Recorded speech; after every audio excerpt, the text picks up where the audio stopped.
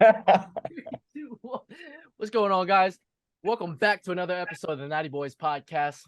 I'm your host, Wayne, with my co-host, Dirk Emmerich. And we have a special guest, man, today. Super, super excited and grateful to have you on, man. This is WNBF Men's Physique World Champion, Chris Elkins. What's up, man? Yo, first off, thank you so much for taking time out. Man, this means a lot to me personally. So, yeah, man. Yeah, no problem, bro. Thank you. I appreciate you guys having me, and I appreciate the support over the years. I mean, you were there in New York this last September before I was the world champ. Yeah, man. And I mean, I've been following since 2013. So there's a lot to unfold. Woo! 2013. Damn, you know That's my the whole first life show, story. right?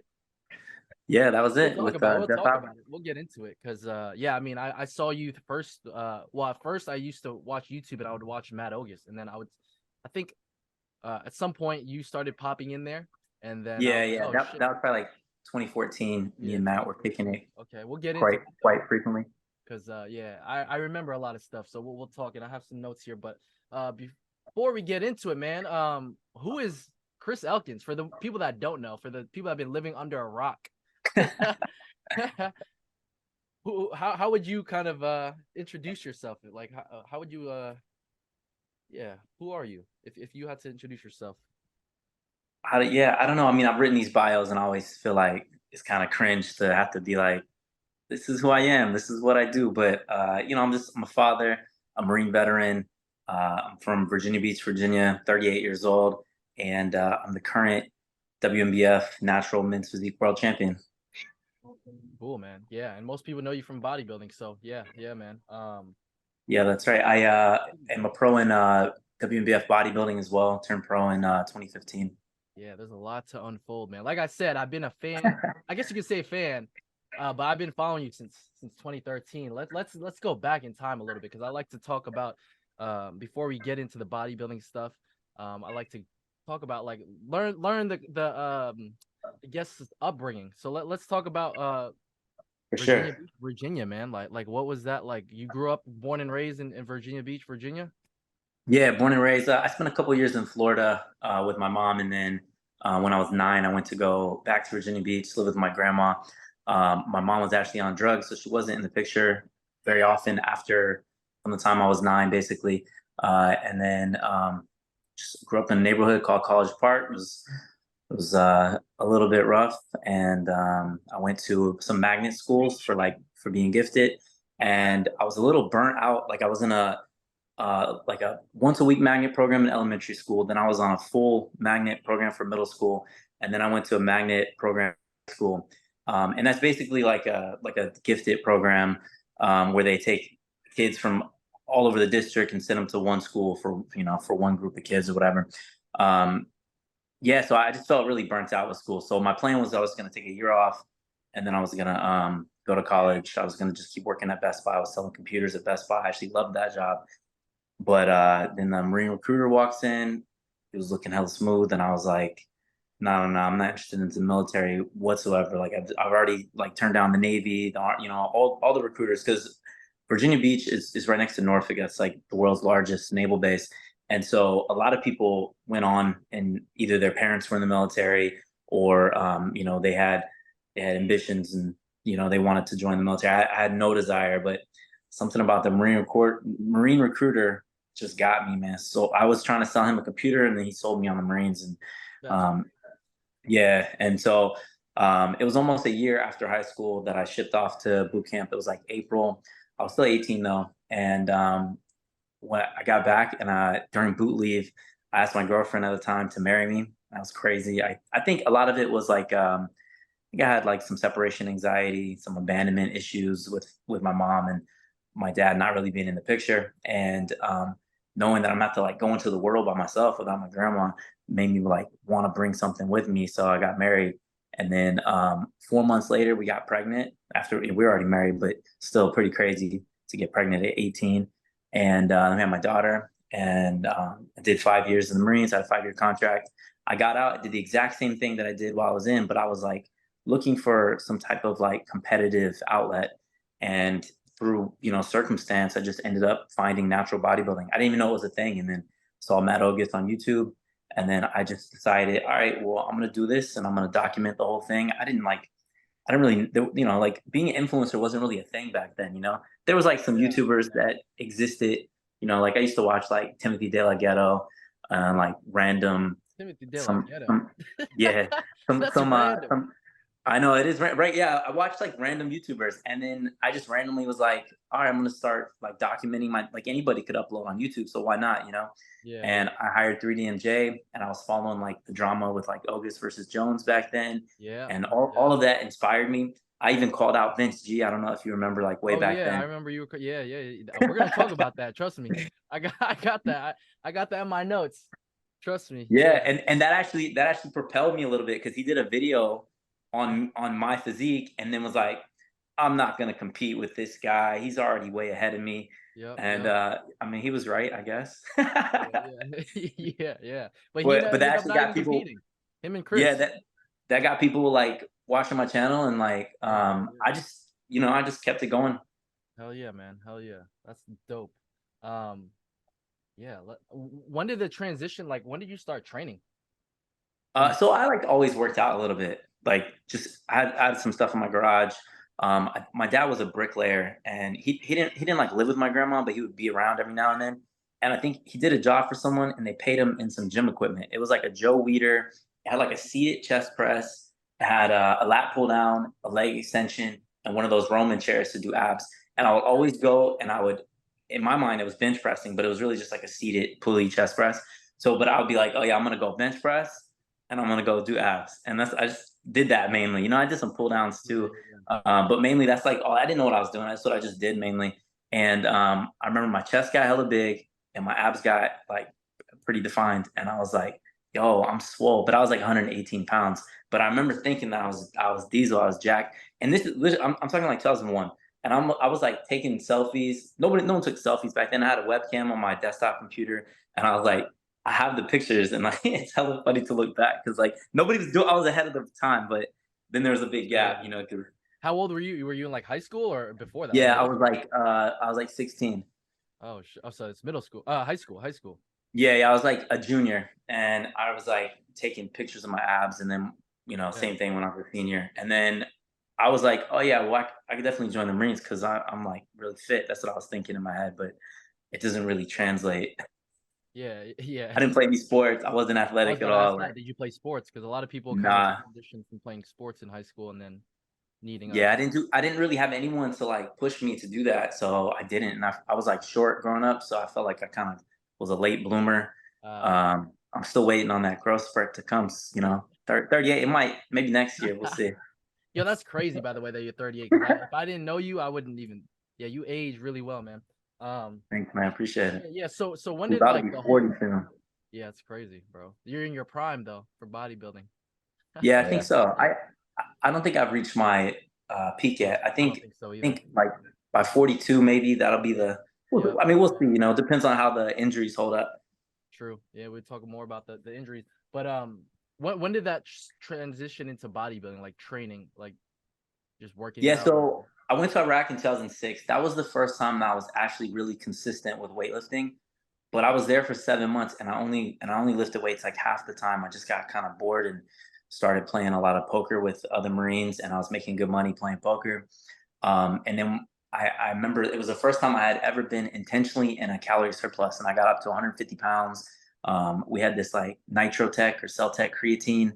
My roommate used it, so I was like, okay, I'll do what you do. We worked out together. We didn't hit legs at all because we didn't want to have bulky legs, and my legs were already like fat in my head. So Yeah. and I felt, whoa, man, I never been that heavy before, 150. So then I got back and immediately went back to like 140 pounds because I didn't stay consistent. And then I didn't really start lifting consistently until maybe around the end of 2011. I did a half marathon in July of 2011. It was like the San Diego Rock and Roll Marathon. And then and I loved it, but I got really skinny doing that. And I was like, oh, I want to gain a little muscle. I started indoor rock climbing a lot. And then, yeah, I didn't really start being very consistent with weightlifting till 2012. Okay. And then from 2012 is when you pretty much, because 2013 is your first show, right? So you. Yeah, I didn't take any time. I just jumped into. I did a 4 month bulk from my birthday's in August. I remember I used MyFitnessPal for the first time, and I was just tracking calories. I didn't really track macros, and I was doing some intermittent fasting. Thought I was Kino body or something, and I I got down to 140, and I was like, wow, I look terrible. Like, that's what I thought, man. I was like, I'm so skinny. This is Yeah. not what I was going for. I thought I was gonna be like, I was gonna be shredded. I don't know what happened. So I was like, all right, I have to bulk. So I gained 25 pounds in 4 months. And then I started working with 3DMJ and we started prep. I was 165 when I started. And then by the last show of 2013, I got down to like high 138, something like Yeah, that. yeah, yeah. Well, what made you want to do bodybuilding though? Out of all the like, was it Well, actually, I didn't know. I thought so. Physique was pretty new, and I thought that I would just like kill it in physique, right? So, I feel like a lot of people now know me for physique, men's but physique? back then I did my first show was in it was Contra in Costa? March, I think.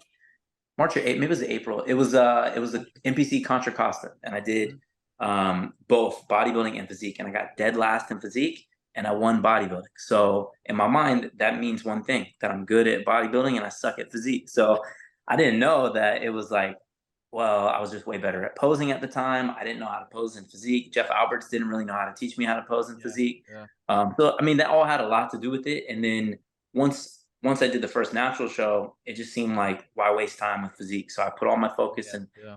energy into bodybuilding, and I won the novice overall at the NGA Folsom. Then I went and I competed against Matt Ogus at the Mayhem, and yeah. So I mean, after that, it just seemed like it made sense to do bodybuilding, and I'm proportional too. It's not like one area is like lagging compared to the other or anything. Yeah, for sure. Yeah, you were really good just bodybuilder. And bantamweight, you did bantamweight, right? Or that's what it was? Yeah, yeah, that's what I won my pro card in at Yeah, yeah. the Pro Universe We gotta make or your Natural comeback, Mania man. back then. Hey, Make I your did you see? comeback. I did last year. I did bodybuilding at nationals. I just needed a little more time, dial in the posterior chain. Dirk, did you see that? After Worlds, right?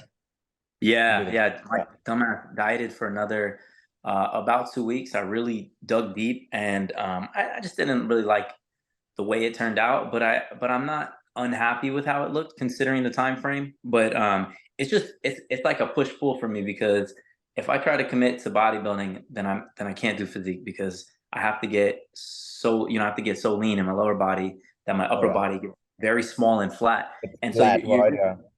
yeah, you have to. There's a give and take, So I don't know. We'll see. I was very close though, fourth place, and I arguably could have been second or third. And they top two. They give IFBB Pro card to at that national show, so it's very close. Hell yeah. Damn. Yeah, and the timeline is hard because all the shows are at the same time. So you could maybe do men's physique first, then bodybuilding, but it's all so close. So it's very Right.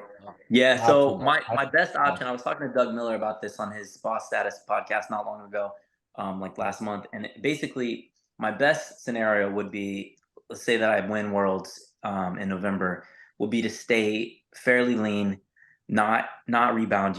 Like allow myself maybe to go to 150 or 140. But it's just stay under 150 basically, and then diet after January and do the first national show, which I think is around April for the NPC. But now that I'm promoting my own show in September with WNBF again, Bob has actually told me that he's made me promise not to do any NPC shows while I'm promoting, which What show are you promoting? it's called the Northern California Natural Championship or the NorCal Natty, Oh, and it's September 16th here in Sacramento. okay. But you're just Yeah. promote. You're not competing. You're No, just. no, no, no. It's an amateur show only. It's a Oh, pro qualifier. Maybe next year we'll be able to make it a pro show. We'll see how it goes. I'm co-promoting with Alfredo Gaeta and his wife Gigi. okay, okay. So it used to be called the River City Classic, but I told him the issue with that name is nobody outside of Sacramento knows what River City means, and it doesn't sound like it doesn't really like draw you in. But the Yeah, Northern California National Championship now, that sounds dope. yeah, yeah. That does sound dope, man. oh yeah. But yeah, yeah. Back to 2013, because 2013 was a crazy year, man. Especially for YouTube and just fitness is completely Oh yeah. changed, right? Like, It That's when I was a started prime. tracking. 13, I think. what'd you Or say, Dirk? 2012. Yeah. That's when I started training, I think. 2012 or really? 2013. Yeah. 2012. Yeah. Dirk, how old are you? At 28. Yeah, we're all 28. around. Okay. Yeah. Decade younger. Yeah. Yeah. Talk about. So you competed with Matt, and I mean, you guys are like. I see you guys as like the pioneers of like natural bodybuilding scene, right? Like, I mean, especially you because you still compete. Like, if we look at all the people that were like, making bodybuilding content back then, none of them are really competing except for you. Yeah. Longevity, baby. Yeah, it's crazy. What was it like? You can't say I have commitment issues. All right, I'm out here doing the thing. Yeah, that's crazy. I mean, and it's great for the sport, right? Like seeing someone like you that people followed you from the beginning, like me. Like, Bro, I literally started from the bottom, like. yeah, it's crazy. And I document. That's the thing. A lot of people document their journey, but very few of them start from nothing. Like, yeah, a lot of people go pro and then they start documenting. exactly. You don't really Make it see. first. You don't really like C-Bum's YouTube videos of him being, well, he was always jacked, so that's the problem. But Exactly. like, Yeah.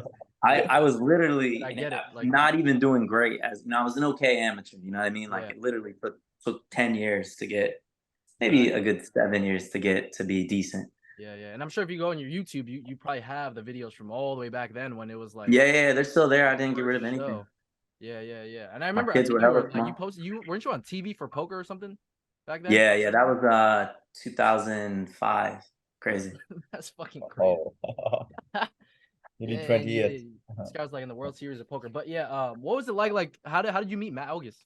You just competed against him, and it was like a kind of No, so 3DMJ back in 2013, there was a pretty tight knit team aspect of it, which is another reason why like I wanted to join these guys, and they're like relatively local. So I was living in Fremont in the Bay Area, and where's Brian live? He lives in San Jose area. Yeah, I thought he was in San Jose. So Fremont and San Jose are like 15 minutes away from each other. So there's only one city in between them. Yeah, he lives about 40 minutes from Fremont because when we did the Battle of the Bay, he picked me up and it was like 40. It was about. Oh yeah, well that's like northern Fremont anyway, though, where Oldham College is. But Cali's fucking huge, man. Yeah, California's huge. I live in Jersey, bro. Like it's small compared to Cali. Yeah. Well, imagine going all the way to like West Jersey or something, or like West Pennsylvania, like Pittsburgh. 2 hours, you're out of Jersey already. So it's like pretty much. But yeah. I'm going to San Diego next week, and it's like a 2-hour flight. Yeah, I didn't get it. Every time I was in SAC like in January, February ish, and I remember I hit up like a couple people that were like in San Diego, and they're like, "Oh, that's 8 hours." I'm like, "Fuck." Yeah. 8 hours, and we're still in the same state. People in SoCal always hit me up when they're in SoCal, like, "Yeah, I'm coming to LA. Can we kick it?" I'm like, "Dude, I'm literally 7 hours by car." Like, yeah, exactly. It's nuts. I don't get it, but yeah. So I was living in Fremont at the time, and Jeff Alberts is in Stockton, which is like, I don't know, hour and a half away or something. And we had a meetup in Sacramento at the gym, which is funny because that's where Alfredo, who's co-promoting the show, is where he works actually. And there was a meetup with all the 3MJ athletes, and they did like a posing clinic. And Matt August was like, first off, he's already how I heard of 3MJ, but then they used him as like the dummy. They were like, all right, front relax, side chest, just all going through all the quarter turns. And so of course, I'd already like messaged him and talked to him a little bit, but then we became friends and they had a private Facebook group. Well, I mean, Dirk knows, he works with Berto, so he's probably seen some of this stuff, but yeah, back then it was tighter, and like that Facebook group was actually popping, and people were commenting and posting stuff every day. Yeah, no, I think they stopped it now, but I was using it in because I work at Berto too, and I was using it in 2016, and I actually got a job working at a stand at a powerlifting meet because of it. From I don't know if you ever heard of the company. I don't know if it's around anymore. By John Boss. Barbell One. Yeah. Yeah. So I worked at one of his things because of the YouTube. I mean, because of that group. But yeah, that's like something else. That's crazy, man. What a small world, that we're all like. I mean, natural bodybuilding in itself is really small, but I wish that it wasn't. Like, I feel like a lot of people know of it now because of social media, and in the past, like I said, like I didn't even know that it was a thing. And then I think now we've done a good job of making people like aware of it, but it's still so small as far as like the number of people that compete. Later too, like how about natural bodybuilding and like how to make it better, because especially because you're promoting shows now too, so you're like actually like, see, that's another thing too, like you don't just compete now, you're starting to like promote shows, so you're like doing Yeah, I mean, you know, I promoted a pro-am show with Bearcat in 2019, and it was pretty successful. I would consider it a success. It was the Max Height Supernatural in Orlando, in Florida, and I mean, if all the drama and everything didn't happen, we probably would have done another one. And then, but you know, maybe who knows, man? Maybe it was for the best. The COVID happened anyway. A lot of shows got canceled. that Max Hype. I remember you guys made like a program together, and then yeah, we had a whole company. It was great, and things didn't end the way that I wanted them to. You guys I was actually friends, or quite. just like I wouldn't say that we're friends, okay, but yeah, I get you.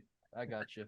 I have no bad blood, no beef. I wish him the best. He just had a baby. Happy for them. Yeah, I know they had a hard time with that, and so I'm glad that it all worked out. And again, no matter what's happened to me in life and what people have done that I don't necessarily agree with, or the way that they handle things, I have no grudges against anybody. Honestly, like my ex-girlfriend, wish her the best. Bearcat, wish him the best. I just want everyone to be happy and find their peace and, yeah, I love you that, know, bro. prosperous. Life But is I mean, I do feel like I was definitely kind of stabbed in the back, but that's life. You know, shit happens. yeah, for sure. But yeah, back to the Matt August thing, because that's what we were talking about initially. Yeah. How did, so you met him through like the 3DMJ meetup, and then Yeah. So we had the meetup. August Lovato. That was the first time I met everybody really. Berto, um, even Jeff. Yeah, and but I mean, you know, I had a relationship with Jeff because he does his check-ins through video. So like, you know, I kind of felt like I knew him already. And yeah, but then we had, you know, shows and shows, and everyone was going to the shows, and it just seemed like back then there was a lot of unity, and everyone was. It just seemed like 3DMJ was the squad. yeah, still is. Yeah, man. Talk about like being around, like, because I know there's a lot of YouTube not drama at the time. I don't know if it was real drama. Yeah, so after that first season, I ended up moving to Rockland, and Matt actually right after me moved to Rockland too. So then in 2014, we were like only, I don't know, 10 minutes apart from each other. So we work out together, we would kick it sometimes, we go out to eat, and then you know, he was dating that, I don't know if you remember from his YouTube, but he was dating that girl Megan. Yeah. I actually knew him before her. There was, I forget the other girl's name. Uh Damn, sad. She had black hair. Anyway, doesn't matter. He's happily married now. But yeah, so I mean we hung out quite a bit. And then 2015, I bought a house in Lincoln, and then he actually moved down like 3 doors down from me. So then we were kicking it even more. Because then we both lived in Lincoln together. So yeah, we became pretty good friends. Yeah. And that obviously helped with social media too. I started working for LOA as a coach. And Okay. And that was your I think it was first in time. 2014 that I was for, I don't know, 6 to 9 months, and then LOA dissolved. Matt and Lovato decided they didn't want to be business partners anymore, and I was like, well, shit, I have clients, and I still have to take care of them, and I was already doing a little bit of coaching here and there under my own thing, and then I decided to, as of like basically January 1st of 2016, you know, I registered my own company and everything, and been coaching in a pretty, like, it's been the majority of my income basically since then. Yeah. Cutting Edge Physiques. Is that what it's called? Yep. Yeah. Nice, man. So I want to know about that Chris Jones and Matt August thing back then. Was that real? Like, was it beef, or was it just like kind of internet stuff that you like? You guys. There was a little bit of beef. So Chris Jones hired John Otis Hollywood, JOH, and at the time he had a pretty good reputation for getting people super shredded. He was like almost like a cliff. Yeah, he disappeared off the face of the earth. But he was almost like a Cliff Wilson as far as like the conditioning that he would get people in. And so he had Chris Jones on 2-a-days and really low calories right from the gate. Dude. And he had never cut like that. He had never done a prep. Matt has already done several shows. He competed in 2010 and 2011, maybe even 2009.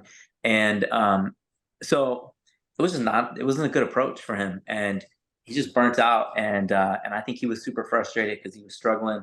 Matt Ogus was talking shit in his videos about they started calling him a Quit Jones, and Lovato kind of like really took off with that, and so they for a minute they had real beef, but I mean they're all cool now, friendly. Yeah. I always want to see that, man. Matt versus Chris Yeah, Jones. so And then okay, you versus Vince. let's say today, Matt and Chris Jones go on stage. Who you got?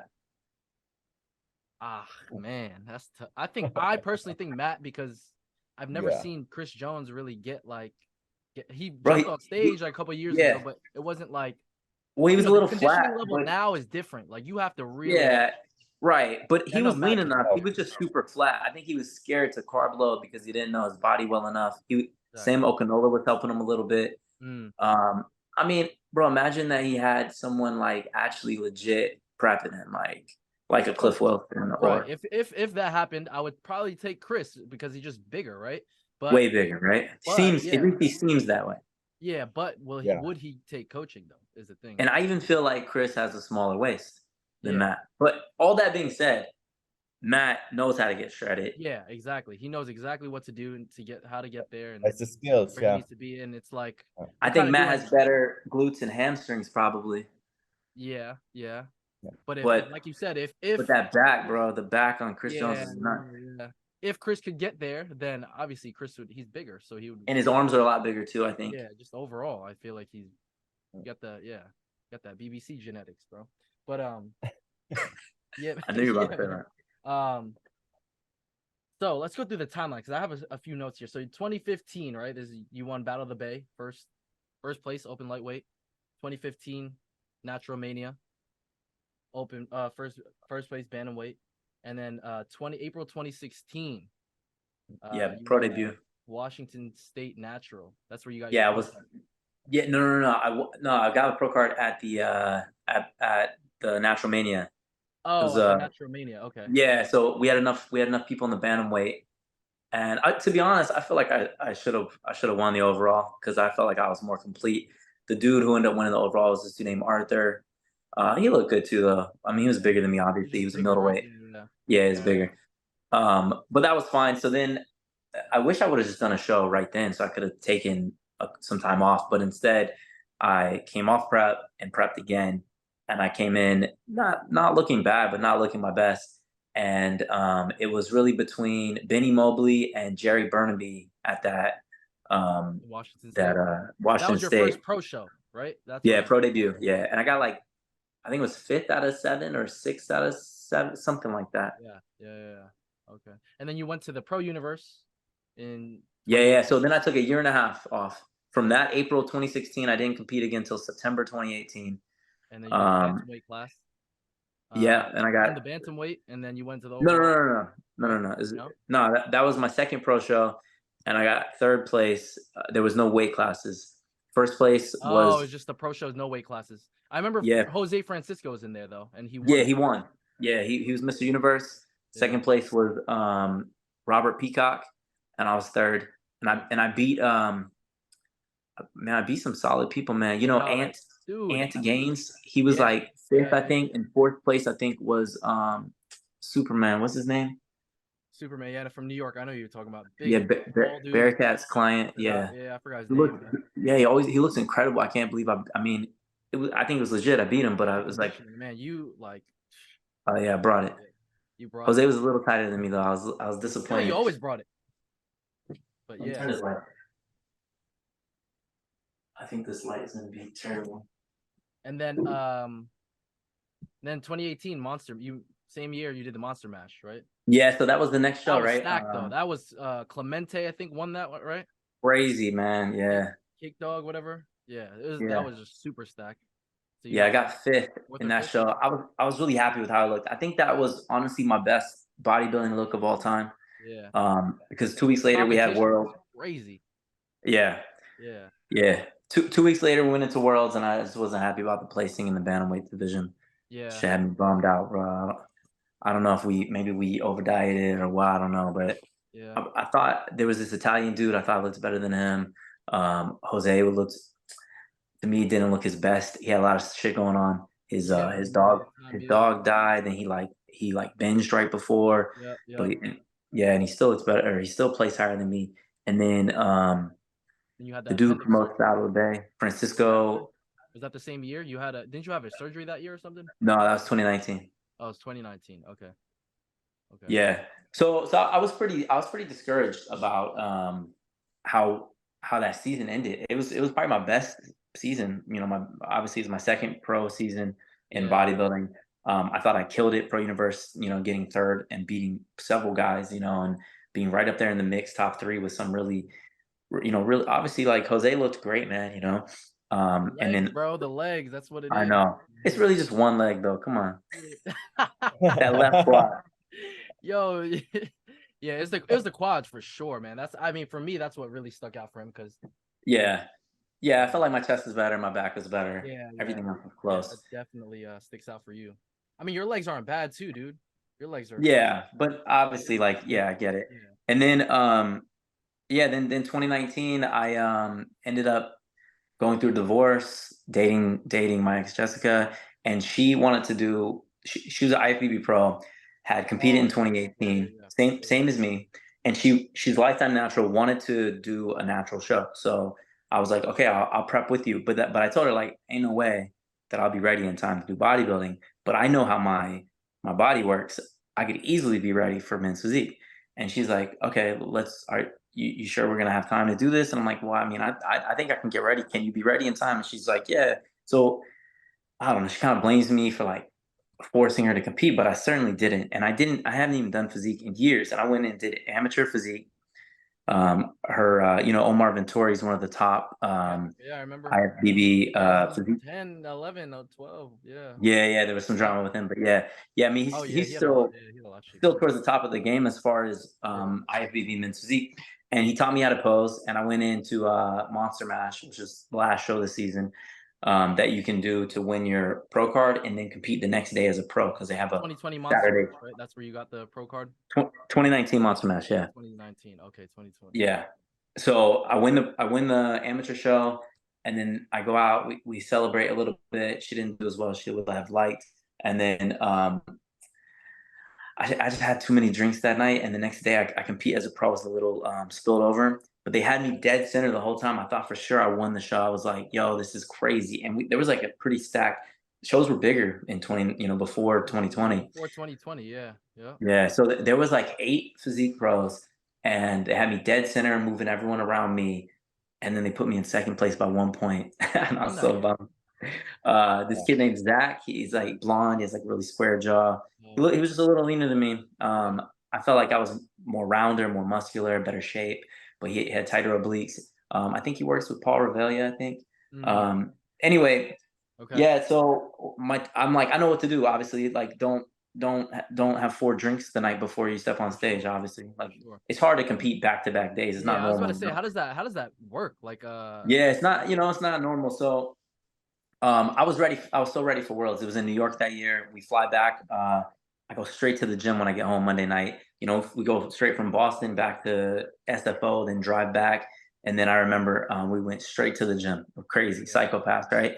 And then Tuesday I hit legs. Wednesday I did shoulders and arms. And then all of a sudden my stomach gets hella bloated and I can't finish my macros.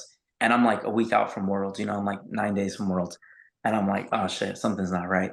Yeah. And eventually I end up going to the hospital and they find out that my intestines flipped in a knot. At some point during that day it happened and I couldn't process any food. It was completely That's the stuck. whole intestine surgery, whatever it was. Yeah. It's called a volvulus. They ended up having to cut me open, take out like 6 inches of my intestines. I remember that shit was gnarly. Dude, you were looking so good at that time too. I remember. I know, man. Like arguably the best. I mean, shit, it was crazy. Yeah. Damn. But I guess everything is better now, so I don't want to I don't want to say. Sure. Yeah. But it was a good look, man. Like everything was so clean. I remember that shit. Because I'm like, this guy's on a run, and you were competing a lot that year too, and you were just like. Well, no, so I had only done the 2 shows, the back to back, and I feel like I would have won World because I ended up beating the guy who won the short class. I ended up beating him in 2021. He got third, I got second, Pedro got first. So in my mind, I was like, man, finally that's redemption. I really feel like I would have won Worlds in 2019 had I not gotten sick. Yeah, for sure, man. Did Would you have been always crazy. do you have any like signs before that happened? Is it like a Nah. random thing that happens, Yeah, or completely random. They said it was genetic that that's I was crazy? missing the tissue that holds the intestines to abdominal wall.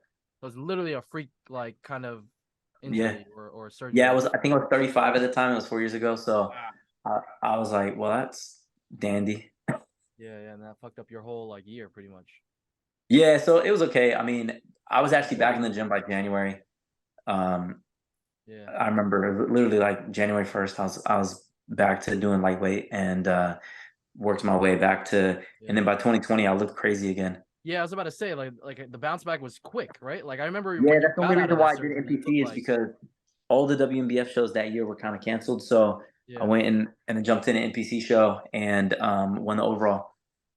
This is the Yeah. the Steve Carr, was it the Steve Carr one Yep, Steve Carr Classic. Yeah, in Vegas, right?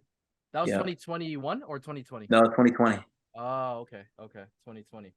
And what about that PMBA show? Was that 2021 or was it That's 20? 2020 also. Oh, it's 2020. Okay. Yeah, I did the Natural Olympia, got fourth place. Man, I thought I was gonna win it, honestly. Yeah.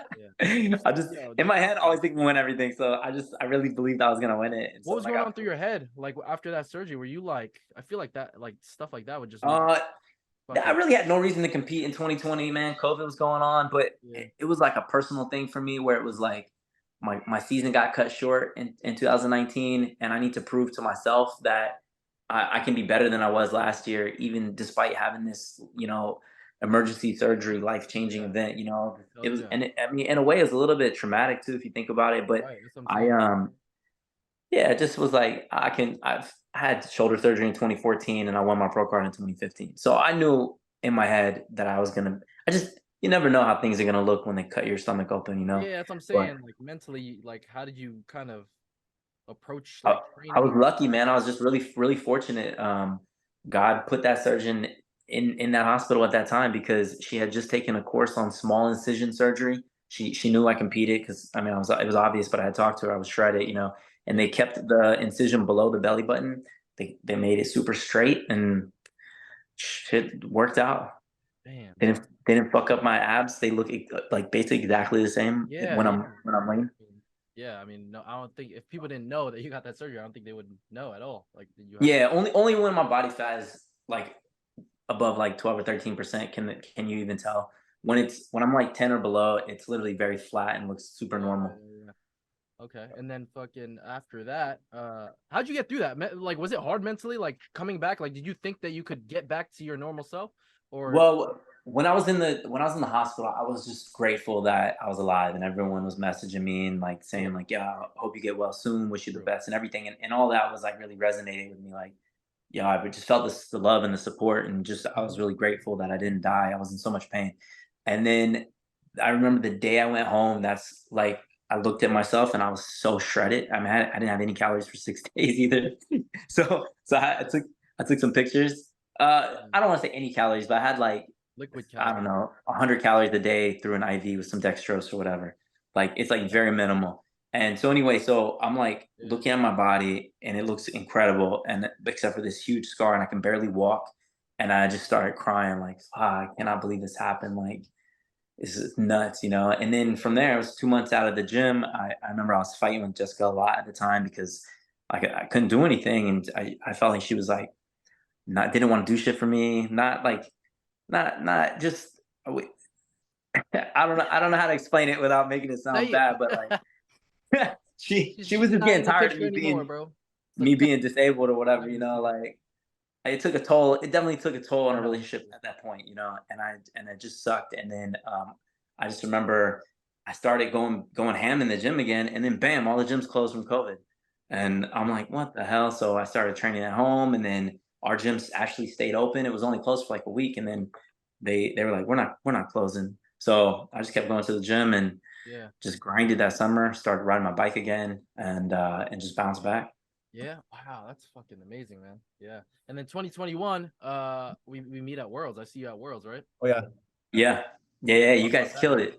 All three of you killed it. Yeah, talk about that year, bro. Thank you, though. Thank you. Let's.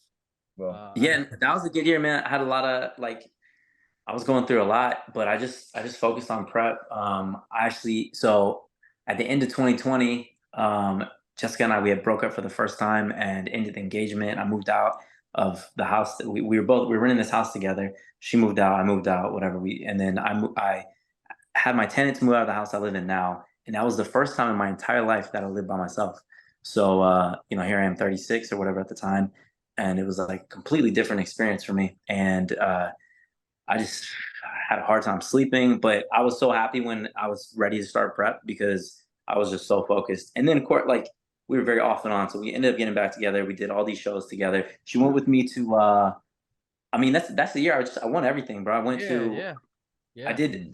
Yeah, we went to Greece together, and then I came back, and in 4 weeks, I did a warm up show at the Tahoe show here for NPC.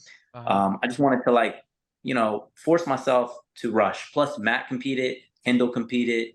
I knew a bunch of people competing, and I win the Masters, and I get second in Open, which was fine because I wasn't really trying to win anyway. I was just wanted to do a show with my friends, And then 4 weeks after that was Nationals, and it was the worst I ever looked. I tried a different peaking protocol, and I came in really flat. I wasn't lean enough, and because I was trying to make up for not being lean enough, so I kind of like restricted water. But I should have just done the opposite. I actually should have pushed water. Should have just tried to look bigger. But I did the exact opposite of what in my head I should have done, and that's okay though because that was on a Wednesday, and then I flew directly to Phoenix, and I won my first pro show when I won the Phoenician Classic on that Saturday. So it was literally like I go from probably the worst I've looked on stage on a Wednesday to the best I looked on stage on that Saturday. Got the fat check. And the Phoenix show, if you've never done it, it's a very classy show. It's in a nice theater. I competed against my client who I had helped turn pro just like a month or two before that. It was a great time. And then the next show was just a few weeks away in New York. It was the Pro Universe. That was the first time I won that show. I also competed against my client, but a different one. This one time it was against Nelson. We both looked incredible, and it was like that. I was there. Yeah, you were there for that, and it was like way to start the season. Bam, bam, 2 wins in a row. And then after that, I did the Washington show. Won that one. You're going crazy. That was the year I was talking about. I won Washington. Yeah. Then I go to Boston, and already in my head I already knew I was gonna win. Like I didn't even like. So that whole weekend I was actually focused on Jessica because she competed and she ended up looking really solid. And so when she saw me win in New York, she's like, okay, I'm gonna start prep. And so she started prep and pushed herself really hard, and she won the amateur at Monster Mash, and then took second. Like it was very close, but ended up taking second at the pro show the next day. I won the pro show. Bearcat was there that year too. He actually won his pro card and he won the pro show, which is crazy.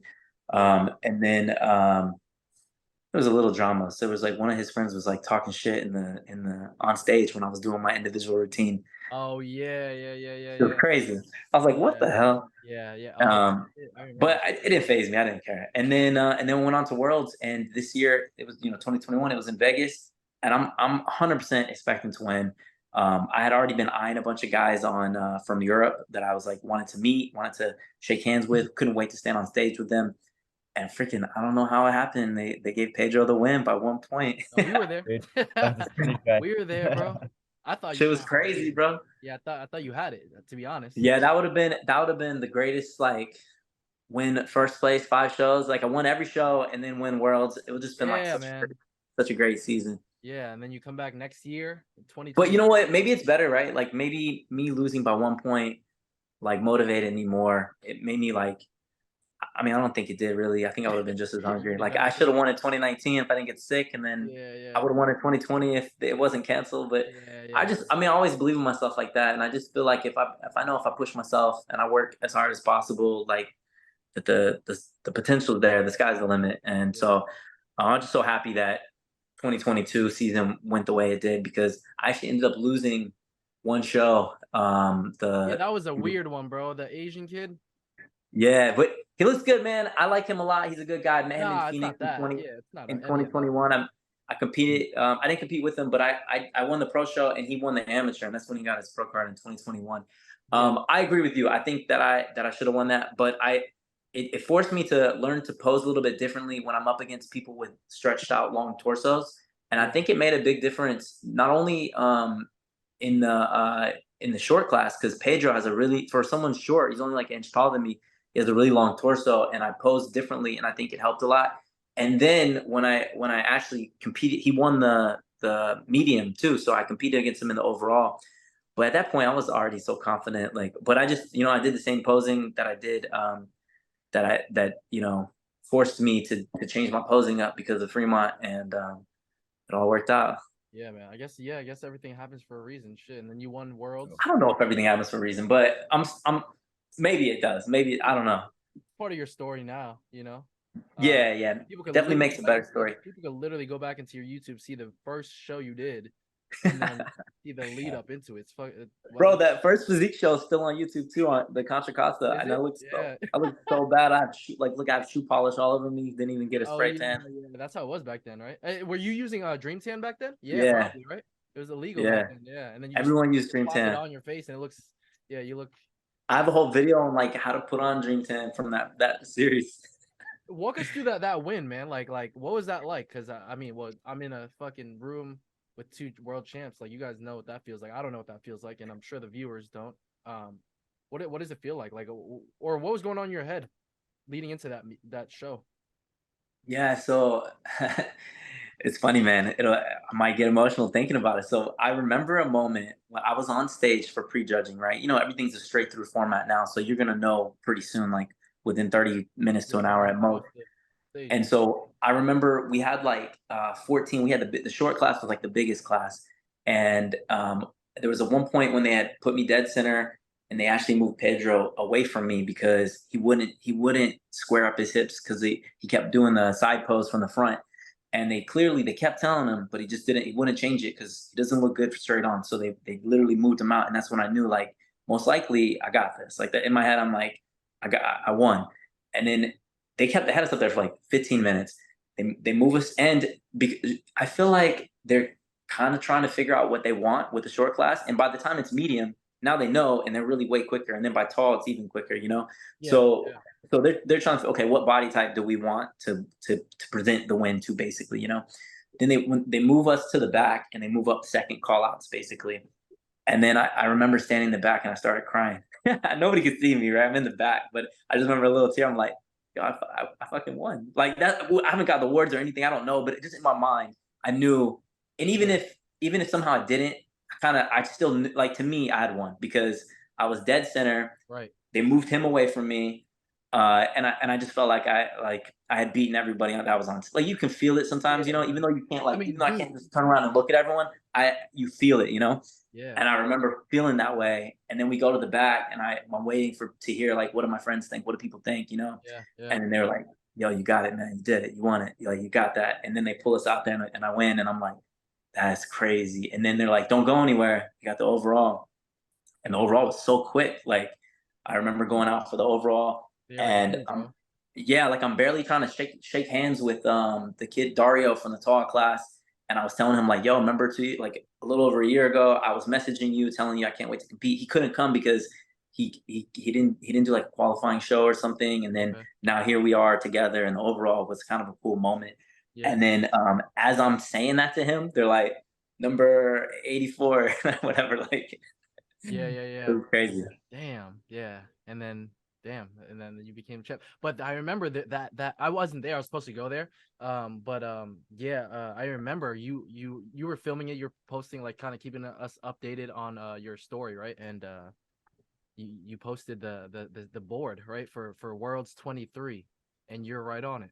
I'm like, I won. Like, there's no way. Yep. I think I messaged you saying that. I'm like, yo, you won. There's no way. Like, why would they put you on? It's like they knew they fucked up last year. So it's like, that was some good foreshadowing. I mean? It's like they knew. I felt like all I had to do was just bring it. You know what I mean? Like, if I brought it, I feel like it would have been in the bag. Yeah.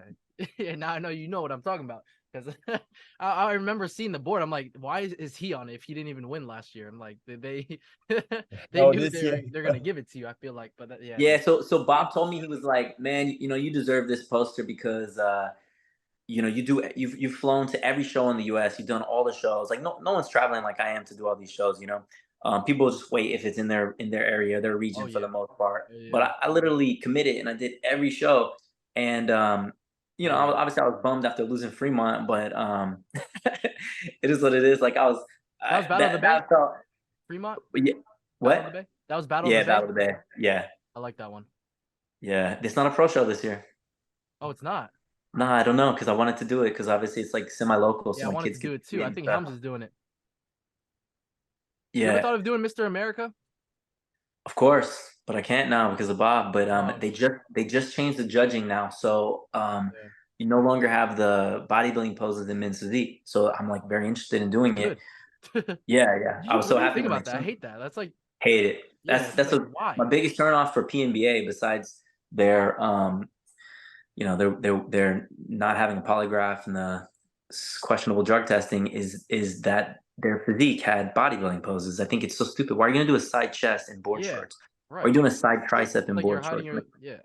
Yeah, yeah, okay. So I was so excited, but then when I had already committed to promoting a show and I already told Bob I wouldn't do any other organization. So unfortunately I won't be able to do it, but I would love to compete against Showtime Keith or this dude Marcus 2020. Like there's a lot of good physique guys. Like basically all the really solid African American dudes are doing like PNBA, OCB, some NGA shows, but I don't want to do any of those shit shows. I want them to come to the WNBF. That's what I really want. And I talked to Bob and also talked to oh my god, what? Not Tina, Tina? Nancy? Nancy. Yeah, I talked to Nancy, and I was saying like I was like these guys are world champions in other natural organizations. They don't want to go and do an amateur show. Like we need to just like open it up one time and allow them to compete. And if they're clean and they pass, and then you know give them a pro Yeah, card so that yeah, because like having them go do an amateur show is unrealistic. yeah, You know they're already like they're winning $5,000 at this GBO or like the Yorton or whatever. yeah, What yeah, what what motivates them to go do an amateur show where yeah, they might not even have 7 or 8 dudes or whatever it is to get their pro card? You know, imagine that they invest the time and the money and the energy to compete as amateur, and then there's not even enough people. Like yeah, yeah, for sure, man. What do you think about all these because there's so many fucking federations. Like I think it's most the of those worst. guys that what were you It's the gonna say? worst thing for natural bodybuilding. If Yeah. anything, they need to figure out a way to like so we can have a real like a Super Bowl. You know what I mean? Yeah, Like yeah, you man. know, Yeah. back in the day, I don't know, you know, if you follow football, but like they had AFC or AFL Yeah, and yeah. NFL. You know, there was two different leagues, and then Hmm. they would come together once a year, Yeah. the best of each one, and play each other. Yeah, I yeah, mean, I wish we could have something like that, yeah, you know, so that I could really be like, not only am I the WNBF world champion, but yeah. I'm, you know, but like these other leagues don't really get international people anyway. Like the WNBF is the real true world championship, in my opinion, because we get people from all over Europe, all over Asia. You know, where else are you getting people from I agree. all over the world? You know, the PNBA is mostly Americans going to Las Vegas to compete at the Golden Nugget. And while they have a very impressive lineup, the fact that there's no polygraph makes me question what, you know, if they're actually lifetime natural or even, or if they're just natural today. You know what I mean? Yeah, Like, that's a big thing. Yeah, the because drug. what stops them from cycling off 6 months out or whatever it is, you know? Yeah, right, right. And it's yeah, exactly, exactly. It's a bunch of fake natties. Um, I heard from my boy, Siobhan, right? Yeah, of course. Yeah, yeah. I go to the same gym as him, and he talks about it a lot. And he also talks about WNBF. But I'm getting him on the pod, so we're gonna chop it up one day. But yeah, yeah. He has a Yeah, lot man, to he has a say. lot to say about everything. You I talked to like him before? Siobhan He a has a lot. lot to say because he's won Oh the yeah, of best of the course. best. Yeah, yeah, his physique, you know, his 2013 physique, Fucking huge. him and Brian Whitaker, that was just an incredible time in natural bodybuilding. Crazy. Yeah, yeah. I think he got banned from The WNBF. video on YouTube, man, it's crazy on the with him and Whitaker. Cause I told him, I'm like, why don't you Yeah. come back to WNBF do Worlds? And he's like, I think he got banned by Nancy or something like that. But yeah, that's something. I think they would let him come back, honestly, but he did talk a lot. He did say some very disparaging things about the organization, compared him to DFAC, and like Oh, I don't shit. know. I mean, the thing is, nobody's perfect, and Right, right, right, right, if right. if he doesn't win, he's always going to be upset. Yeah, Sometimes it's warranted. Sometimes I get it. Like people are passionate. I mean, look at Kendall. The reason why he's not competing in WNBF is because Bob took great offense to Kendall being upset. But the thing is, Yeah. don't you want your athletes to be passionate? I mean, you don't want them to shit talk the organization, but you do want them to be passionate. Like we put a lot of time, energy, effort into this. I was upset that I didn't win, but you know, I didn't particularly blame the WNBF, but obviously I thought the judging wasn't great. I even thought last year Jessica should have placed way higher than she did. But I thought the judging was all over the place for bikini. I thought the lady who did the head judging for bikini wasn't very good. Even some of the bodybuilding decisions that I saw were a little weird to me. But you know, I don't know if you saw the lightweight pros, but that was weird. This guy, Korean guy, completely white face, really weird pose. Yeah, he looked I thought good. he looked great, but I thought he should have been second. I mean, you can't. Yeah, exactly. Yeah. You can't be like that off and then get the dub, in my opinion, you know. Yeah. I think top 3 could have been interchangeable for sure. Even top 5. Yeah. So, but yeah, it's crazy. What do you think that? What are the things you think that I guess WNBF needs to, or just natural bodybuilding as a whole needs to do to kind of like? I think the promoters. Do you think they could even come together? Like, is that even a thing? I don't think. Like, it feels like it can't. Nah, there's too many egos, too much animosity. Like Bob would never work with the president of the PNBA, and vice versa. He just doesn't think that, you know, he doesn't think they're doing the right thing, and Danny doesn't care about the WWF. He thinks that they're bigger than everybody else. It's unfortunate because all it does is create division and separation in our sport, which is already too small. And we need, like, the way that the IFBB and NPC, you know, are one organization with, exactly. You know what I mean? Like, they're huge because of it. Because that's the only non-drug tested organization. Option, really. I mean, there's a couple of others, but they're so small that it's like, there's no point. You know, yeah. What do you think? Like money has a big thing to do with it. Like, do you make a lot of, like, you don't have to say how much you make, but you make a lot of money promoting shows at all? No. We lost about $9,000 with Max Hype Show. But it was our first year. It was a pro show. We didn't have any. We only had like 5 or 6 females doing the show. If I were to do everything again, you know, I would really push bikini, and you know, I actually have a lot more female followers now than I did back then anyway. But like, in hindsight, I mean, there were things that we could have done differently. And then we hired and paid someone $5,000 to actually do all the hard stuff for us.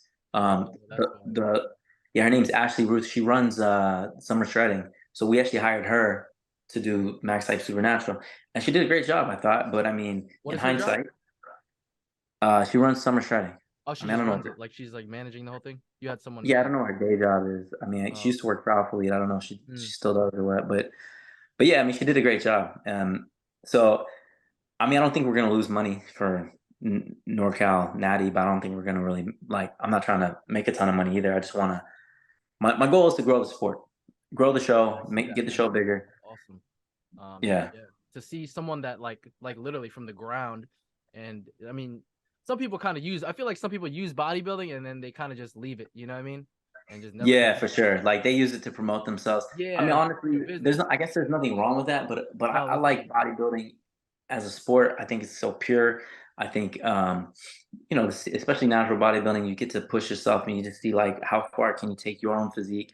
And at the end of the day, I can't control what anyone else does. I can't determine. I'm not fighting someone. I can't punch them in the face. I can't determine how well they're gonna prep or what their genetics are gonna be. All I can do is affect myself. You know, it's fun to interact with other people and talk shit and hype up events and stuff. But at the end of the day, it's my best versus my previous best, and hopefully, you know, it's good enough to win. And if it's not, there's nothing I could have done. You know. Yeah, for sure. What are your goals right now? Like you won your world champ. Like, what is next up for you? So I'd like to be the 3-time Pro Universe. So that's the first show of the season for me. And then 3-time Washington State Natural would be nice. 3-time Monster Mash would be nice. And then defend the world title. And so, I mean, that's the goal for this season. At the age that I'm at now, at 38, going on 39. I'll be 39 before the first show of the season this year. So I don't know if it makes sense to take like any kind of longer off season, because I enjoy competing. It doesn't really destroy my life or anything. Doesn't mess me up mentally. Doesn't stop me from having fun, really. Like, I enjoy it, the whole process. It's good content for me. Yeah. You know, it's competitive and I love competing. So the other thing is, of course, there's always like room for improvement in your physique, anybody's physique, right? I look at myself and I can see where I have flaws and where I could improve.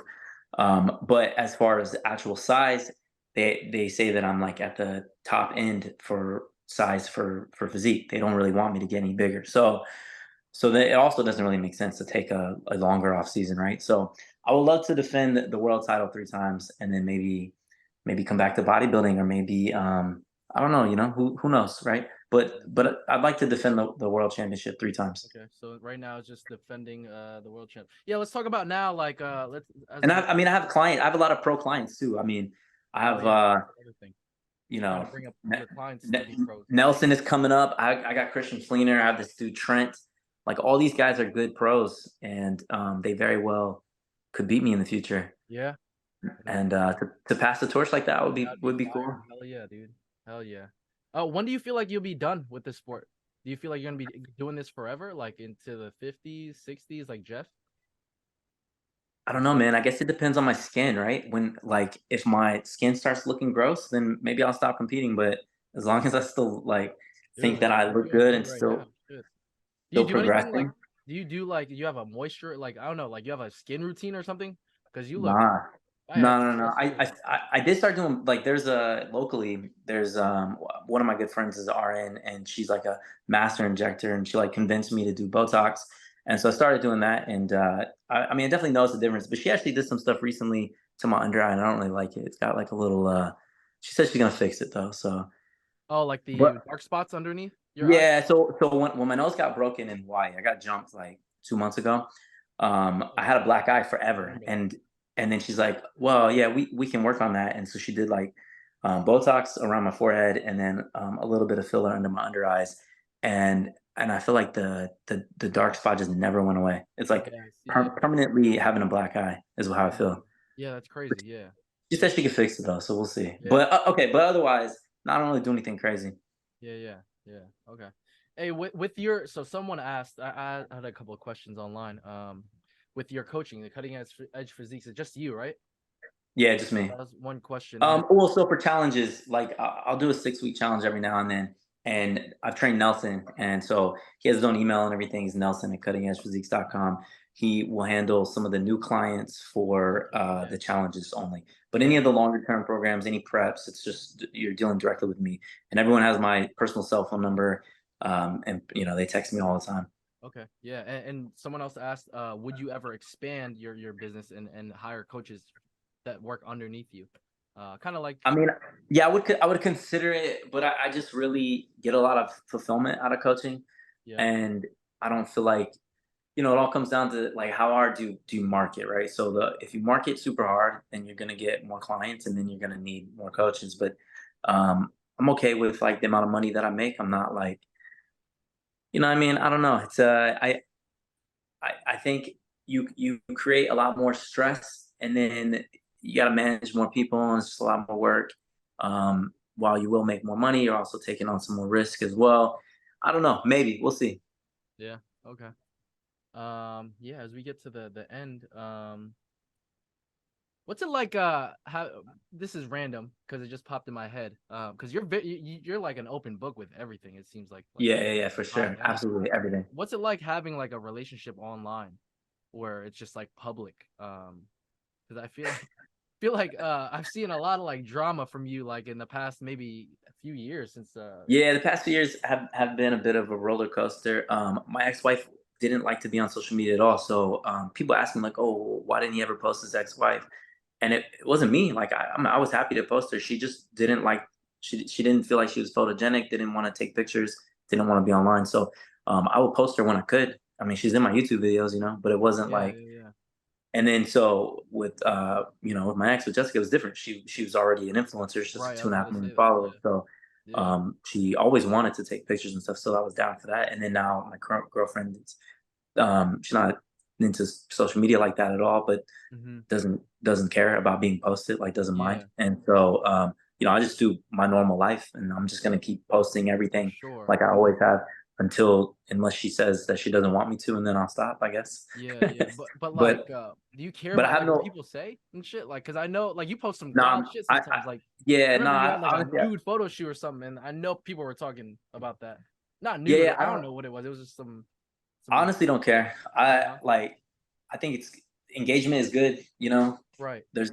So, I don't want to say like all publicity is good publicity, but like the more that your name is out there, the more people will find you, and then they actually will start consuming your content and seeing like, okay, is this a person that is genuine and sincere, or is he a scumbag? And I think my actions have proven that that I'm a good dude. Like I for sure. nobody's perfect, man. I've made a lot of mistakes in life, but I feel like I consistently try to show up and do the right thing and create, set a good example. I haven't always made the right decision though, obviously. Yeah, yeah, for sure. I mean, how do you take hate? Do you even like read comments like that? Because I know now you're like, Yeah, yeah. I still read like every comment, and yeah, I laugh at some of them. I screenshot some of them, send them to friends. yeah, But for the most part, it's just like a lot of times the things that people say is more of a reflection of them than it is you. If that comment really hits home, then maybe that's something that you need to reflect on and work on. Um, like I've been called out, and I've been like, damn, that's just true. Like I need to, yeah. you know what I'm saying? Like Yeah, yeah, but yeah. other times I'll be like, yo, that doesn't make sense. And occasionally I would like if a comment is super negative towards someone that I care about, or if it's just very offensive, then I'll delete it and then I'll restrict the person so that next time they comment, no one can see it. Hmm. I don't even block them. I just restrict them. They don't even know. They're still commenting. They don't know. No one can see it. Oh, that's crazy. I didn't know you could do that. That's Yeah, smart. it's a great feature on the gram. Yeah, yeah, yeah. Restriction, need to try that. But if hateful and negative comments bother you, then you probably are better off blocking the person because you can still click see comment and you can still see what they say. Yeah. But it usually takes a lot of negativity for me to just get so fed up with someone to block them. Because now that I can just restrict them, they don't even if they DM me, it just goes into the request folder. I don't even have to see it. You know what I mean? It's like Yeah, yeah, I get you. Okay, yeah. You have a great attitude in life, man. Just from good. talking to you, it's like, yo, you're super positive, and I mean, yeah, yeah, man. Like, just your attitude towards everything is just like super positive, bro. I love that. thanks, man. I appreciate it. I mean, no one's like happy all the time, but I know like that I'm very grateful. What like especially the way that I grew up. It's weird because I was at Bottle Rock in Napa. It's like a little short music festival. We just went up for one day. And so I Post Malone, and it was random. Somebody was like, "If you could do anything in life, like for your job, what would you do?" And I was like, "Fuck, I'm already doing it. Like I just love what I do." Like, and then my boy was like, wow, that's amazing. Like, Yeah. and he brought it up like a week, like this was like almost a month ago. And he brought it up. I saw him last week. He was like, bro, when you said that, man, it made me so happy. And I was like, thanks, man. Like, Hell but yeah, bro. I I feel didn't, happy I right didn't now like talking to you. mean, That it energy was, is contagious, though. You know what I'm saying? Like that's yeah, I mean, it was just very awesome. organic. Like, I didn't mean to Yeah, I didn't I don't know what I did to like put myself in this position, but I do feel very fortunate to be where yeah, I'm at. man. That's And not like I'm like rich or anything, I make yeah. good money and I'm very happy with what I do. And I think that's one of the most important things in life. Right, right. So you would say right now you're happy with life, with everything, like Oh what? yeah, for sure, Yeah, absolutely. Even in some of my lower moments, when I've been very like I felt depressed, I know it was more just external things. I know it's temporary things, not. I mm, still knew that I was very fortunate to be in America, in California, in a house that I own. Like yeah, making good money with a lot of support and a lot of people that love to support me and love what I do, and yeah, I love what I do. So even though at that one very moment there was maybe one aspect of my life that was bringing me down, um, I was still very happy and very grateful overall.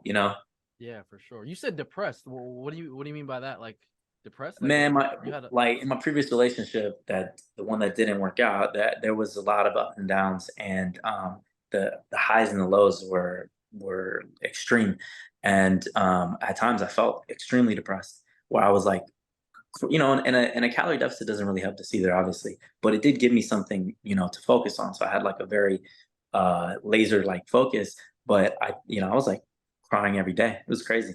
really? Um, This is during prep? during Yeah, content prep? during prep. Yeah, Oh yeah, yeah. shit! Actually, almost every prep, each one, and it You wasn't went through just depression prep. each prep, and you Outside of prep too. Like this was wow. like off and on for the last So 3 years. are I you mean, yeah, on like do you want to talk yeah. about So that? Are you on like medications or something or like yeah, I did start. So in February, I started taking Zoloft, but I'm pretty much ready to cycle off. I'm on the lowest dose, and but I was positive the whole time, and I was happy the whole time, even though I was. It might I sound would like have never oxymoron, right? known from just Yeah, watching yeah. I social talked media. about it a bit, like especially when things were happening. But the thing is, I didn't want to be like, oh, we broke up again because we get back together, we look stupid, right? You know what I mean? So Yeah, for I sure. I try to keep things like more low key when it came to that. Even though I'm an open book, other people are involved, so then it kind of Yeah. complicates things, you know. So, um, but yeah, no, I mean it was crazy.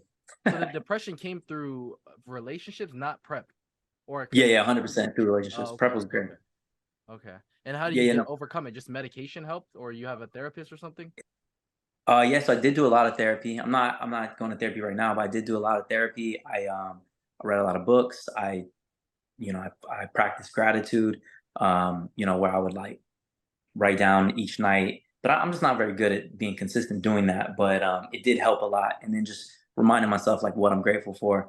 And yeah, no, I mean, I yeah, definitely overcame all that. I mean, Yeah, I think I talked about this on the Doug Miller podcast that I did 3 weeks ago or whatever, a month ago, yeah, and basically I had said like I was in this like cycle or this pattern where we would break up and I would get super depressed, and then we get back together and things would be good, and then I would get depressed again, and then I couldn't just break free because I would be so depressed that it would be like the only thing that would fix that is getting back together.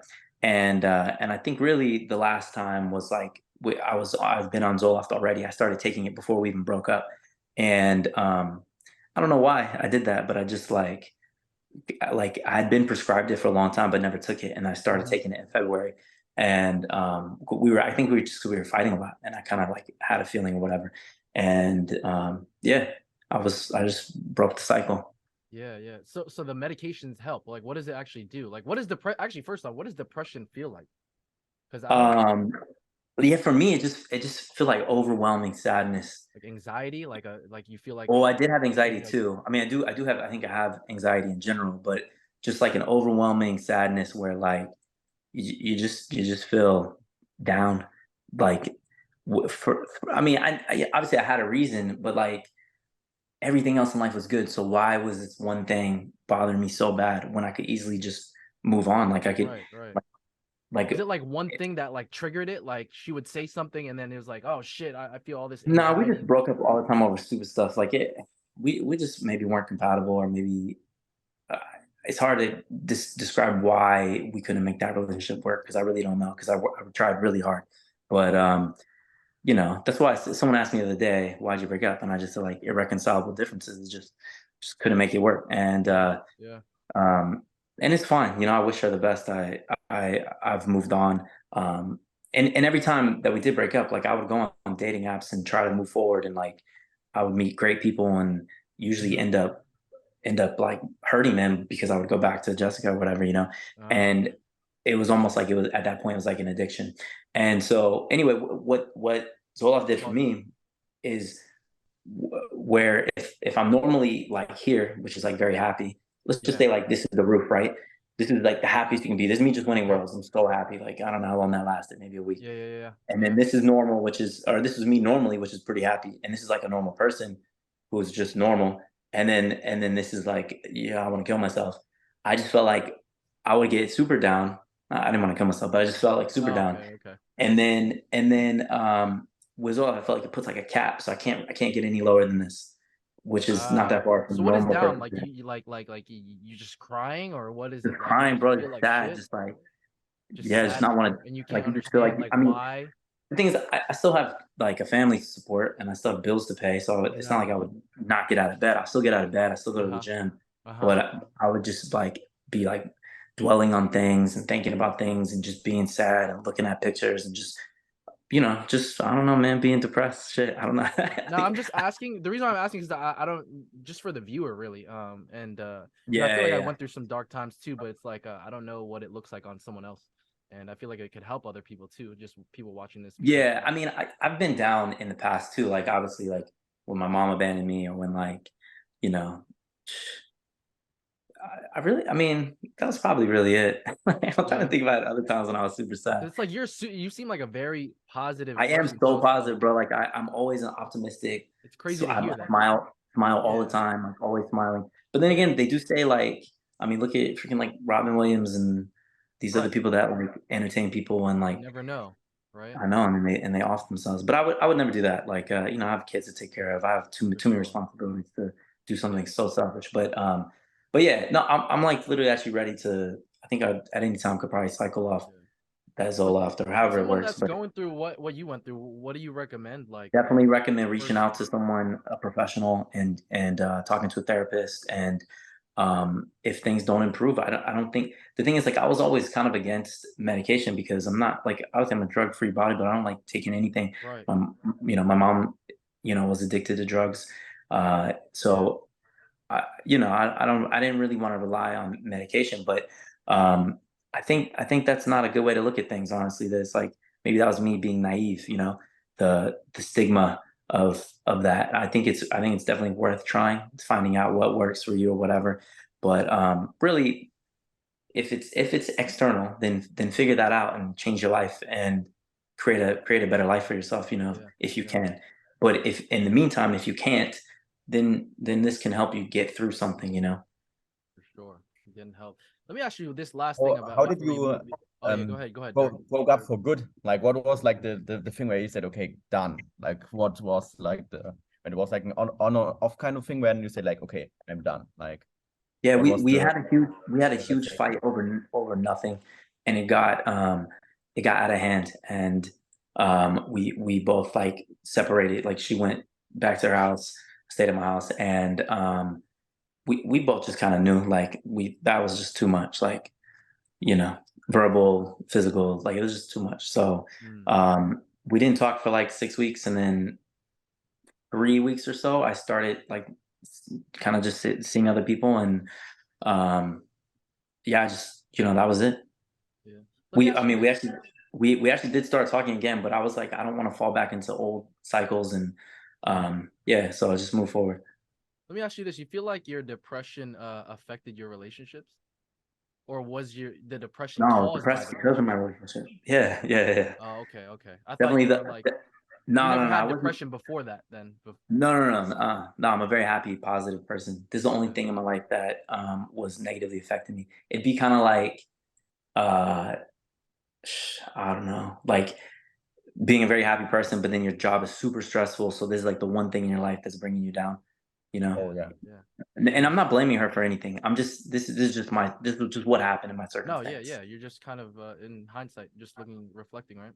But yeah, I Yeah. just wonder because something similar happened to me, but it was like I felt like the other person was like kind of like super depressed, and it affected me. Like that energy kind of like clung on to me, Yeah. and Well, I I was mean, never she's talked about her own mental struggles on her own page. And, you know, so I don't want to like put any words into her mouth or whatever, but yeah, I mean, because energy is it was, contagious. I believe that. That's why I asked that question, because I feel like if you were depressed before and then going into that relationship, I feel like that, and she's like a very positive person. I'm not saying this happened, but I feel like your depression would that type of energy would like cling on to her, and then or vice versa. You know, if she came right. into your Yeah, yeah, relationship yeah, and for she's sure. super And depressed, I agree with you 100%.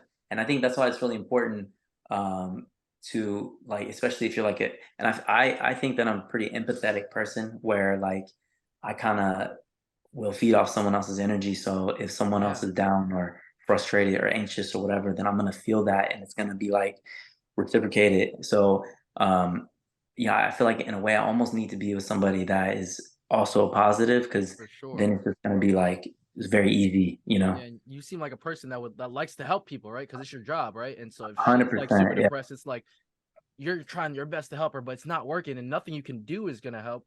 And then that kind of like that energy comes onto you, and then that I think that might have caused your depression. Shit, could have been. Yeah, but it was really just the breaking up and Oh yeah, the yeah, I getting back get you. together that Yeah, was. yeah, yeah, But I mean, but yeah, there was a lot of that too. But it was mainly just the whole cycle of yeah. everything.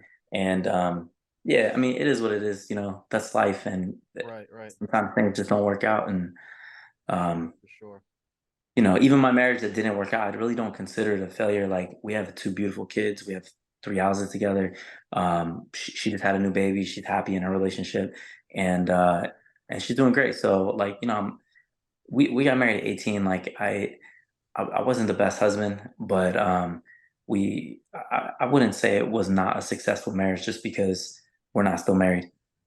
Hmm. Yeah, you were young, so I mean, shit.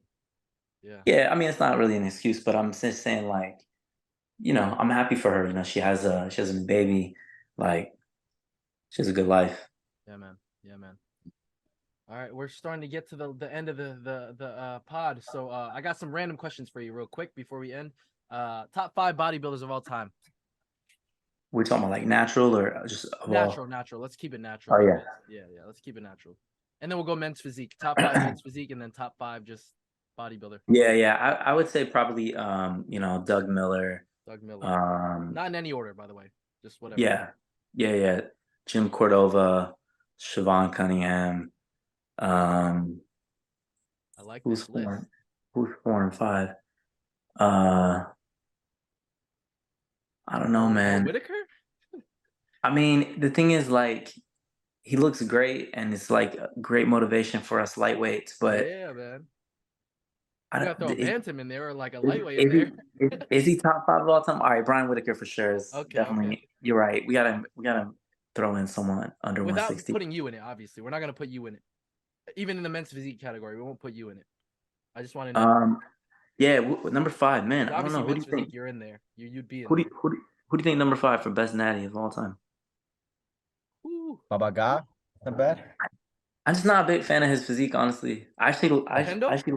Yeah, I kind of like the way Kendall looks better than Kendall is. Babacar, honestly. Yeah. But to put Kendall at this age Yeah, as I know. as top I 5, his know. head is already big Yeah, enough, he's already. bro. I know. Head is already big Hey, but enough, you bro. can't. Hey, I'm a fan of Also, Kendall. you know what Kendall doesn't bring yet is the graininess, Conditioning.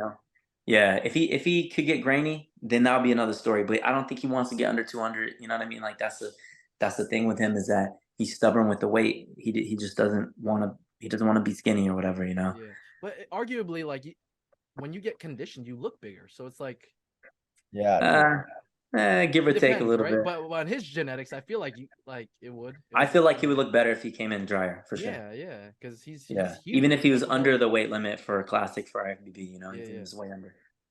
Still number Man, I 5 don't though. know. Who do you You like name you some like people? a Mackie? You like Mackie's physique? Iron Lord?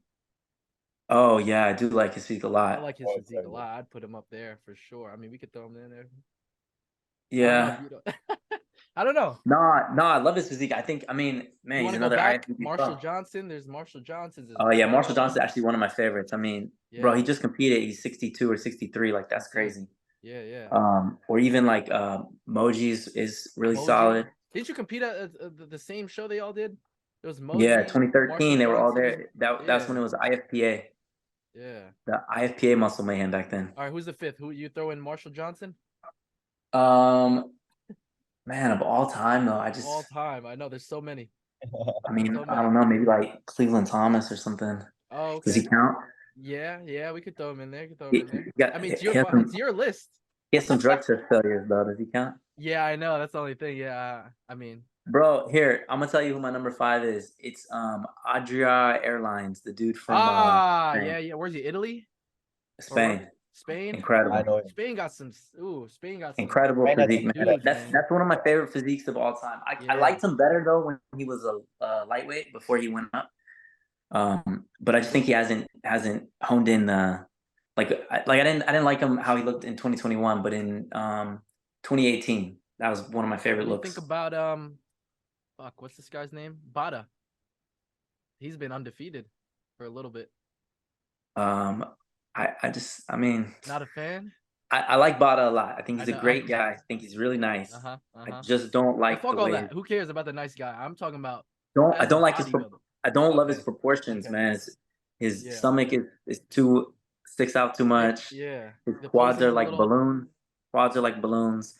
I honestly thought Kendall beat him in 2021. Oh, that's why I told Kendall too, man. That's why I keep telling everyone. But I mean, not that it's like not knocking Bada, but Yeah, not me either. Like I I think saw it. Bada's great. I was there. I saw it. You know what I mean? Yeah, And, like, I just think you have to flow has to count, like flow and shape and all that stuff. Like yeah, Bada's a little bit bigger and a lot harder, posing but was that doesn't necessarily mean he's better, in my opinion.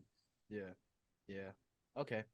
Yeah. Well, what about men's physique all time? Not including you. You'd probably be up there. Man, You have to be up there. You there's no have to be good up there. natty there's no good natty physique competitors. They all suck. Yeah. Nah, okay. The Max, It's all the the vegan European dude. guys, huh? Yeah, I mean, men's yeah, the physique in the natty scene is kind of just starting to blow yeah. up, right? So the vegan dude from Italy looks incredible. He's one of my favorites. He won Worlds in 2019. And then I would say probably like Showtime, Keith. Showtime Keith. All these guys are from like my area, I think, or like East Coast, right? I would see these Yeah, guys East mostly Coast. around the East Yeah. Coast. You got to It's do real a it's show in the real East Coast. You got to promote a show in the East Coast. it's really just those two, man. I don't like anyone else, honestly. Yeah. There's Okay, we'll leave that there because men's physique is kind of no. The dude that I said is the future is Isra. Isra Where's he he took from? second to me and they said the score was Yeah, at Worlds, right? You're yeah, talking yeah, the about? same shorts, the same hair, Yeah, and yeah, a little bit bigger arms yeah. than me. That guy looks incredible. Top And then tier. I think honestly, coming up, I think if Christian Fleener can get lean enough, he's gonna look really good. And if Nelson ever fills out his frame, he's gonna be pretty hard to beat. Okay, cool. He just has to bring up his arms and fill out his frame because his shape is nuts. All right, cool. We'll leave it there then. What? Before we go, what is your schedule this year for bodybuilding for your shows? Pro Universe, yeah, Pro Universe. So September, I think it's 23rd in New York. Washington State Natural, which is October 14th in Seattle. Monster Mash, which I think is November 5th in Boston. And then what is it? November 19th? Yeah. Worlds Yeah. back in Seattle. November 18, 19. Yeah. What do you think? What is your favorite show? Like your all time? Is it Worlds when you won, or probably right? No, oh, you mean just like out of all the shows I've ever done? Well, let's say all right. So I'm Like what assuming, show do I like to do every year? Like it's the yeah, best every like year. yeah. And why? I really like the Pro Universe in White Plains. I just wish there was more people there. I think it has good lighting. Last year they did something weird with the lighting. That Yeah, it blue was like lighting. off, right? Yeah. Didn't like that. But And the year you and prior to Derek had that, one was like a little bit off too. yeah, prior to that, the lighting was decent. I just like that theater is nice, and I like that theater a lot. Yep. The show in Phoenix is absolutely beautiful. I wish I could go do it this year, but it's the day after. It's on a Sunday. It's the day after my show, which is in Sacramento. And I was thinking, like, well, what if I do a poly at my show and then take a flight Saturday night? But it was You're like, nuts. yeah, I'm not gonna do that. I'm gonna let my clients do Phoenix, and then they can battle it out. Okay, so Pro Universe is the best one, your favorite one then? Yeah, Traveling probably. across the country. Let me ask you this too. What do you? Because I know they're doing the Mayhem in LA. Is that nice? I don't know. I haven't seen the venue. I don't know anything about it, but It's called the Phoenix something. I guess you never. yeah, I mean, seen it. Yeah. I think that's cool. The Phoenician Classic in Arizona is the nicest show. Like Really? Damn. the theater is really nice. They serve you a meal during the break, the intermission. Yeah. It's dope, man. But that's during Pro Universe, right? Or is it during? It's right after your show, or it's the same. It's the day after my show, so I can't do it this year. But I'm gonna have my pro clients do it. Cool. All right. Final thoughts. Dirk, you've been quiet. Listening. Final thoughts. Yeah, man. I guess you have anything, Dirk? No. Oof. I think everything covered. All right. So before we kind of end this, one piece of advice to a beginner that wants to get into bodybuilding, and we'll end it off with that. I mean, I always say the same thing: hire a coach that knows what they're doing. That has like proven success and follows macros and does everything like, I mean, it doesn't have to be like 100% scientific, but at least has the experience and the knowledge. And be patient. Don't expect to become the world champion overnight. Don't compare yourself with someone who's been doing this for 10 years if it's your first year. Kind of like manage your expectations and have fun. Be patient with it. Yeah. Awesome, man. That's cool. And stay natural. Stay natural. Word. Have you ever thought of not going to the dark side ever in your career? Uh, only like Yourself? hypothetically. My son says like if you win worlds 3 times in a row, you should go to the dark side. And I'm like, man, I'll be like 40 by then. Yeah. I'm good. This is my Yeah. brand now. Wow. This is Okay. Okay. Cool. yeah. Yeah, man. Yeah, we're gonna end it here. It's But cool. yo, It's cool to before we imagine though. what Like, was that? what do you think? What do you think? You think I could think I make it to Olympia if I hopped on? What? Hell yeah. Yeah. You could probably do it. Like you could probably get a pro card now, bro. You don't think so? Yeah, I mean, if the sun and the moon and the stars all aligned, yeah, maybe I could think get an so. IP pro Because card. also, I've been close twice. I got fourth 2 times now, so I've been yeah, 2 spots yeah. away twice. I mean, you could try for it, but not. I don't think anymore because you're promoting. You're like getting into the Yeah, business yeah. side of WNBF. So, but yeah, man. Yo, thank you. I want to give you your flowers before we leave, man, because you know, like I said, I've been a fan from the beginning. So, and I think, man, what you do for natural bodybuilding, and people don't like really give you enough credit, man. And yo, thank you so much for just like the years of all your just posting content, and because I've been following it for since shit 2013, man. So A I'm decade, probably bro. not the only one, bro. So I'm definitely not the only one. So you like definitely inspired me and like a bunch of other people, all the younger people, and yeah, to stick with Natty too, man. Because people don't even think that natural bodybuilding is like we have good physiques in the natural bodybuilding. So Hell yeah, we do. yeah, you're definitely the pioneer, man, and continuing to do it and continuing to like just you know, put effort towards the natural bodybuilding scene. Because like I said, there's people that were doing it 2013, 2012, and they're gone now. You know what I mean? They kind of used it and then use natural bodybuilding as like a stepping stone to other things, which is fine. But it's like you're actually still in it. You're trying to, you know, really be that guy to, you know, keep it going. And yeah, just thank you, man. That's it. Just wanted to give you your flowers, man, because I don't think a lot of Thanks, people bro, do man. that, bro. Because I yeah, appreciate it. for sure, for sure. That's another episode of the Natty Boys podcast. Yo, thank you so much, man. It means a lot. You know, this is great content for the natural bodybuilding scene and just in general for bodybuilding fans, man. I think people are going to enjoy this episode. So thank you so much for coming on, man. Taking time out. Yeah, thank you. Thanks for having me. I appreciate it. Episode. We're out of here, bro. Peace. Peace. Yeah. Fire. Bang, bang. Yo, man, that was awesome, bro. Nice. Thanks, Chris. I'll see you at